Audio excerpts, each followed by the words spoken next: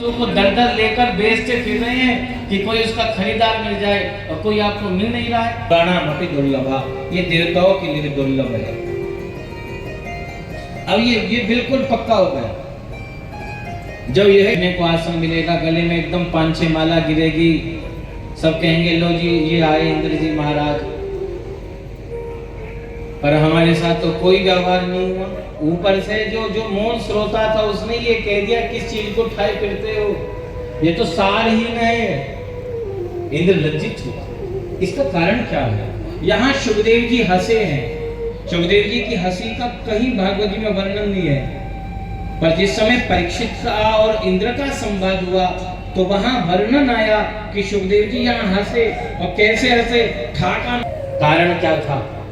कारण ये था कि परीक्षित को भागवत क्यों नहीं मिली, इंद्र को भागवत क्यों नहीं मिली? क्या भगवान भेद करते हैं? गरीब बैठे, दीन बैठे, हीन बैठे, ब्राह्मण बैठे, क्षत्रिय बैठे, वैश्य बैठे, शूद्र बैठे, स्त्री बैठे, किसी संप्रदाय का बैठे, तो इंद्र को कथा क्यों नहीं मिली? इसका कारण यह है जब इंद्र सब कथा के मंडप में आ रहा है, मैं कैसा दिख रहा हूं, मेरे कपड़े कैसे हैं, मेरी रूप स्थिति कैसी है। यदि हम भी इसी ही प्रकार कथा में जाएंगे तो हम भी बिल्कुल खाली हाथी जाएंगे यहाँ से। जब भी कथा में आऊं इस भाव को लेकर मत आओ कि जब मैं जाऊंगा दुनिया के लोग मुझे देखेंगे।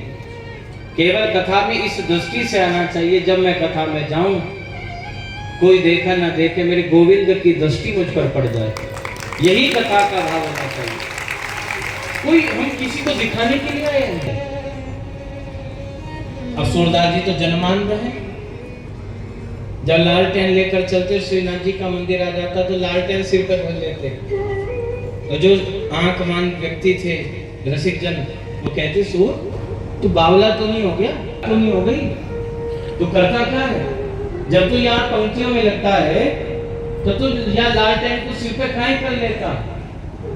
मैं अंधा व्यक्ति, मैं कभी अपने ठाकुर को देख नहीं पाया।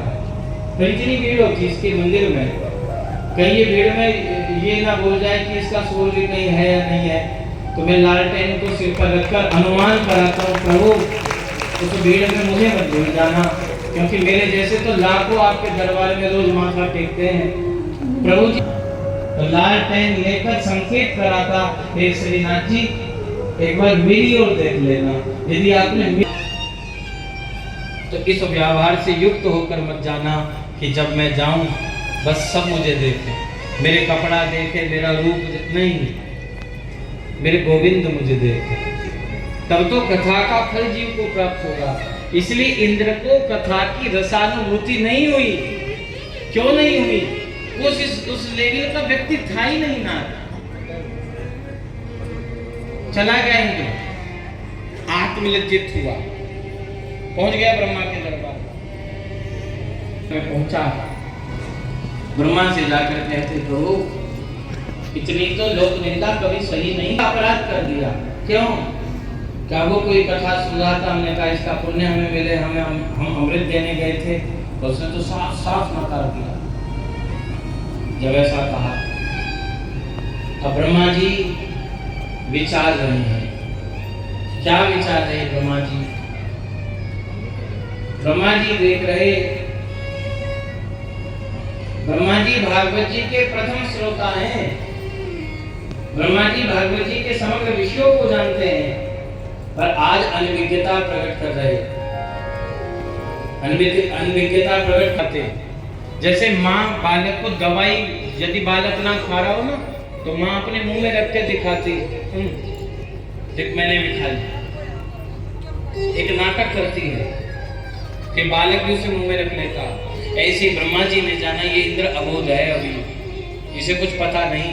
ये जिस विषय को सुनने गया ये इसने सोचा केवल किताब है, कोई पोथी है, कोई पत्रा है, यही होगा। ब्रह्मा जी ने कहा सत्यम वेद उपनिषद आदि, और एक पढ़ा में रख दिया गया क्या? भागवत जी। ब्रह्मा जी तोलने लगे, देखे भाई कैसी थी ये भागवत जी।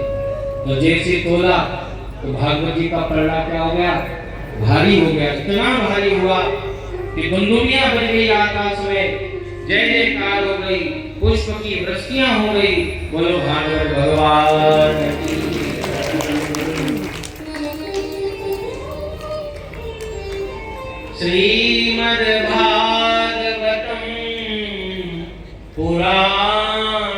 के हम भी यहाँ आ गए, हमें केवल एक ही गुण हम में हो, हम इस कथा को पीवें मन लगा कर एकाग्र चित्त।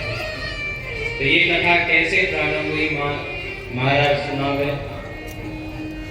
कैसे जगत में इसका प्रचार हुआ। तो यहाँ संकालिकों की चर्चा हुई। एक बार हरि शरण